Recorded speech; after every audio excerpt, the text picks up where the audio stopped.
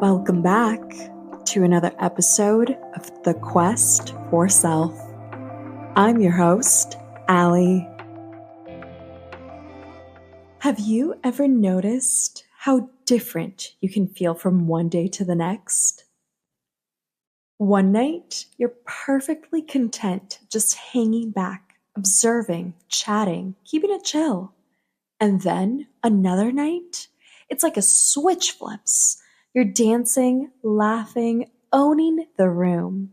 And if someone sees you in both moments, they might wonder, which one is the real you? Well, that exact situation happened to me recently. And the comment someone made that night really stuck with me. A few weeks ago, my friends and I went out to a terrace bar here in Madrid. It was one of those nights where I wasn't looking for much, just vibing, relaxed, in observer mode. At one point, I noticed a cute guy and went right up to him. He was from Argentina, and funny enough, so was my friend, the one I was with that night. Conversation flowed easily, nothing too deep, just enjoying ourselves. Fast forward a few weeks later, I saw him again at the same place. But this time, I was different. I came in with full fire, dancing, vibrant, alive. And as we were moving together, he leaned in and said, "Wow, you've got a demon in you." I laughed at first, but then I thought, why do we expect ourselves or others to always show up the same way?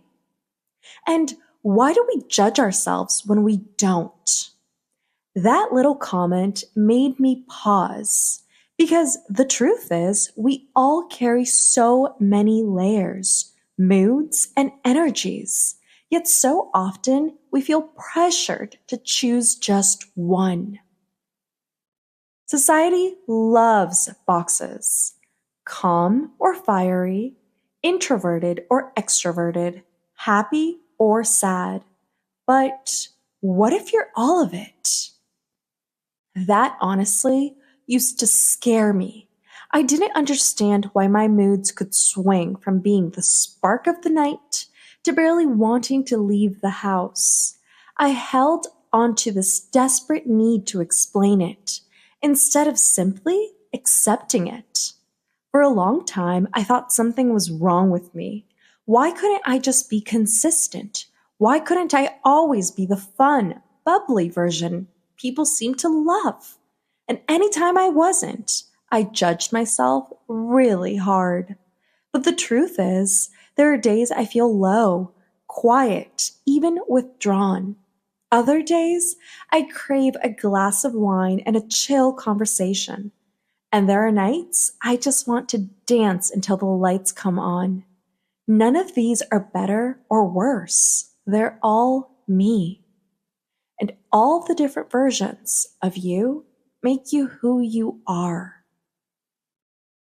I remember one night so clearly. It became a turning point for me. Everyone around me was dancing, laughing, drinking.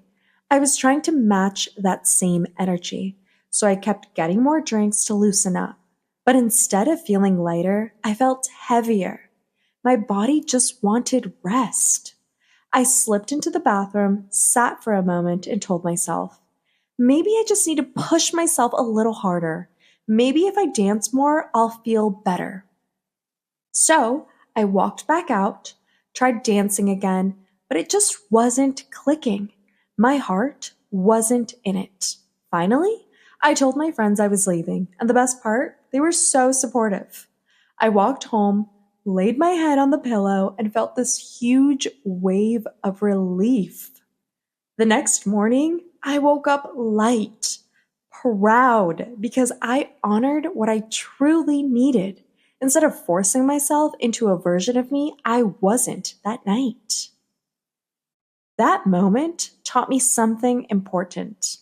When we push ourselves to be what we think we should be, we lose ourselves. But when we honor what we actually feel, we gain peace. And this is something universal. It happens beyond the dance floor. It shows up everywhere. At work, maybe one day you're deeply professional and focused, and the next, more playful and easygoing. In relationships, some days you crave affection, other days you simply need space. With family, some moments you're patient and giving, and other times you're irritable and short. And it's all okay because emotions are fluid. They move through us like weather. The problem isn't the shift, it's when we fight the shift. When we force ourselves to always be bubbly, we burn out. When we suppress sadness, it leaks out in ways we don't want. And when we hide our fire, we lose authenticity. So, why do we resist these different versions of ourselves? Well, there are a couple of reasons. We chase the high. The bubbly, the magnetic energy feels so good. People are drawn to it and we feel alive. Naturally, we want to hold onto it forever. Secondly, we might fear judgment. We don't want to appear inconsistent, weak, or too much to others. Social media amplifies this pressure, showing curated versions of everyone else's lives. Thirdly, we want control. We think, if I could just stay in this happy, fun, productive state, everything will be easier, better, smoother. Sometimes we resist our quieter or sadder selves because we're afraid of losing control or getting stuck there. But resisting only makes those feelings more stressful.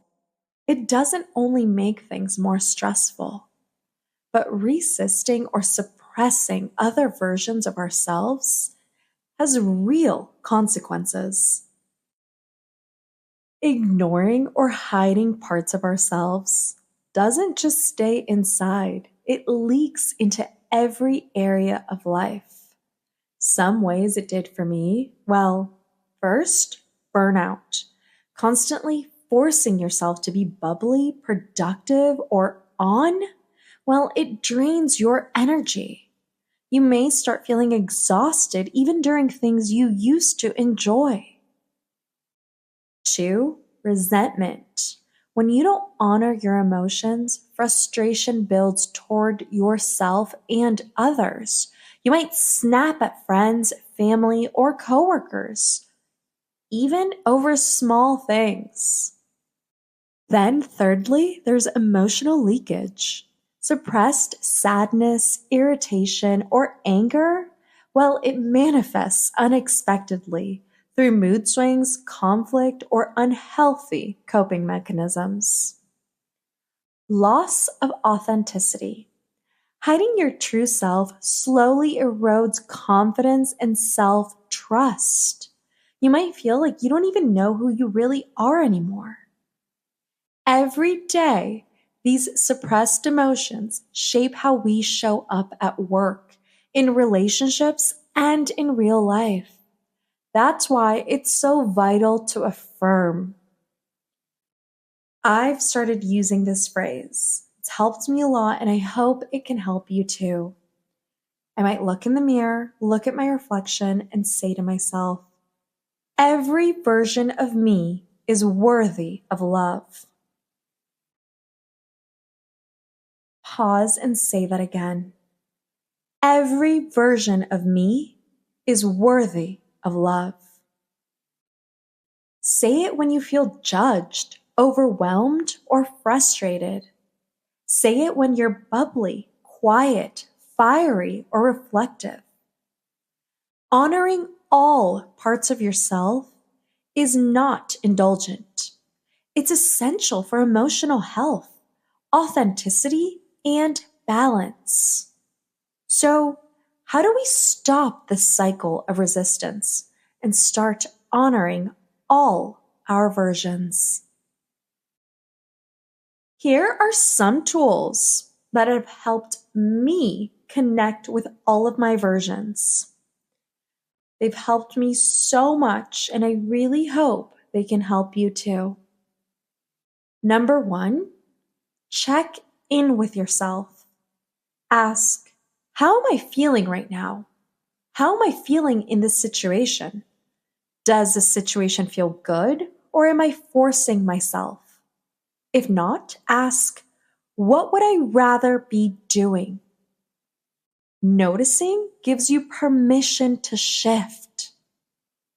2, use reflection prompts. Journaling is a game changer. Whether it's pencil and paper or recording voice notes to yourself, it's all powerful. Try, what version of me showed up today? Did I honor how I was feeling? What would I do differently next time? Write about those things or record answers to those questions. 3rd, practice self-compassion. When you catch yourself judging, why am I like this? Or why am I feeling low when I should be high? Pause and reframe. I am allowed to feel this way. This version of me deserves care too. Practicing self-compassion has been a game changer for me. Anytime I feel like I'm going through an emotion that I don't want to be feeling, I acknowledge it. I also tell myself that it's okay to feel this way. And that takes a little bit of the weight off. The more I do it, the better it feels. Number 4, celebrate your shifts. Instead of seeing them as inconsistencies, reframe it as, this is proof I'm multi-layered, dynamic, and alive. Number 5, honor your body cues. Your body often knows before your mind. Fatigue, tension, relentlessness. Don't push through. Ask what your body needs and honor that. Focus on micro shifts. Something as simple as a micro habit, a quick mental check-in before bed. Which version of me showed up today? Did I honor it?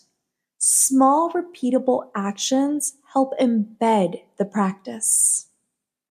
So, let's wrap this up. Here's your challenge this week. I want you to notice the different versions of yourself, not with judgment or shame, just curiosity. I want you to celebrate them. Every day, write down one word that describes the version of you that showed up. At the end of the week, review that list. You'll see your layers, your complexity, your uniqueness. And that's something to celebrate. Because you're not meant to be one note. You're a full spectrum. And every shift you feel, sad, energized, quiet, bold, it's not a flaw. It's a reminder that you're alive. You're evolving and you're human. Don't apologize for your shifts. Don't hide your layers. Let all your selves be seen. Thanks so much for listening to this episode of The Quest for Self. If you enjoyed listening to this episode, like, follow, subscribe, comment, and share. It would mean the world. Also, don't forget to follow us on social media, The Quest for Self.